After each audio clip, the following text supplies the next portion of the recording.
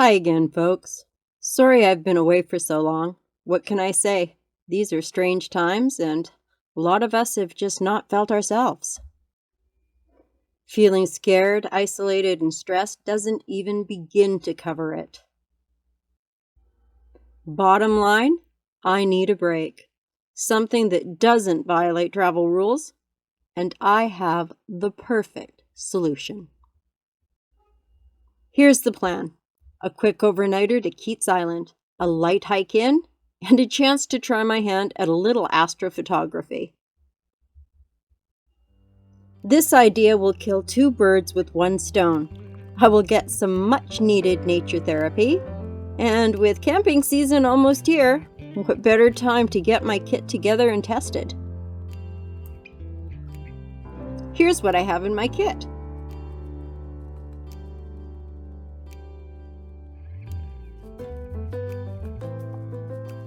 I'm not worried about having the lightest load this trip, as it's only a short hike. I prefer to overload on the first couple of short trips. This method helps screen out the things you actually need from the things you just think you need. There are a couple of options for getting to Keats Island from Gibson's. Option number 1 is the water taxi from Gibson's Marina, and option number 2 is to take the kayak route. My choice was to take the BC Ferries route. This route is a passenger-only ferry that leaves from the Langdale ferry terminal. The ferry makes regular sailings throughout the day to both Gambier and Keats Islands. Crossing time can take approximately 30 minutes. However, that can vary depending on the weather. Sailing schedules change seasonally, so make sure you check the BC Ferry website before you go. I've got a link below for that. The cost is minimal. It's about $10 each way. Now make sure that you have cash on hand. That is the only form of payment they take. Also, check before you go in case there are any changes to the rates. From where the ferry drops you off, there are a couple of different routes to get to Plumpers Cove Marine Park. The hike distance will depend on what route you take. The first route is from the Keats Landing Government Dock. The way is well marked as long as you follow the signs. Some areas along this route are private property. Stick to the well-marked trails and you'll be all right. This route in will only take about a half an hour, maybe a little bit more, and it's only 2.7 kilometers. The other route is from the government docks at Eastbourne. I've never taken this route. Google Maps tells me it's 1 hour and 9 minutes and 5.3 kilometers. I plan on taking this route next trip. I'll let you know if that's accurate. Arriving at Plumpers Cove, I quickly looked around and found a fabulous camping spot with an amazing view. After I set up, I went to track down the registration area.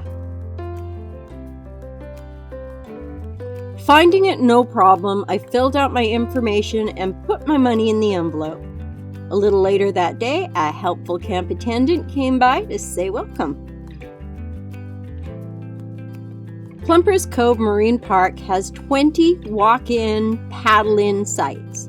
Sites are available on a first-come, first-served basis. None are reservable. The campsite is family-friendly, dog-friendly, and has a lot of amenities. Rates might change from season to season. Best to check the website before you go. You can find that information at the BC Parks website, which I have linked below. There are many things to do on Keats Island, not the least of which is hiking. For more details on hikes, check out the All Trails app. I'll link that below too. All Trails lists 2 hiking trails. Trail number 1 is the Plumpers Cove Trail. It is rated easy, 4.5 kilometers out and back with 151 meter elevation gain. Trail number 2 is the Keats Loop Trail. Keats Loop is 4.3 kilometers with 162-meter elevation gain, and it's rated moderate. If you want more of a challenge and a stunning view, try the hikes to Stony Hill or Carmichael Peak. Trails lead up from both sides of the island. With a pretty good elevation gain, you'll want to make these ones a day hike. Make sure your water bottles are full and that you pack some snacks. By the way, you won't find either of these hikes on all trails. As evening begins to settle in, it's time to go down to the wharf and set up my camera for some astrophotography. This is super exciting for me because I've never tried this before. I watched photography YouTuber Nick Page's video tutorial on astrophotography, and it helped a lot. You can find a link below to Nick's tutorial too. My hopes were almost dashed as a bit of rain started sprinkling down. But luckily the clouds cleared up and I got one shot that I'm pretty happy with. All done, I wandered back to camp and hit the hay.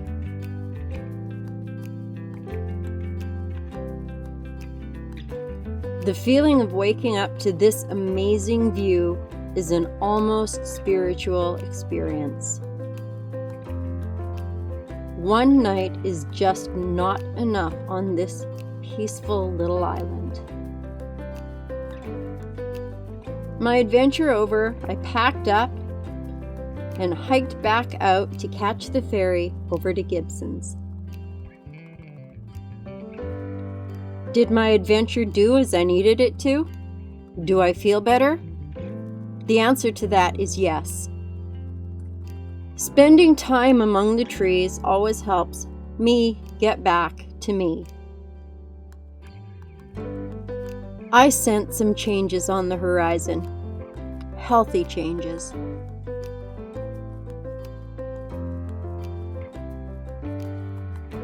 If you enjoyed this content, please like it. If you want to see what else I have planned for this channel, just subscribe. And don't be shy. If you have a question or something you want to share, or just to say hi, leave a comment below.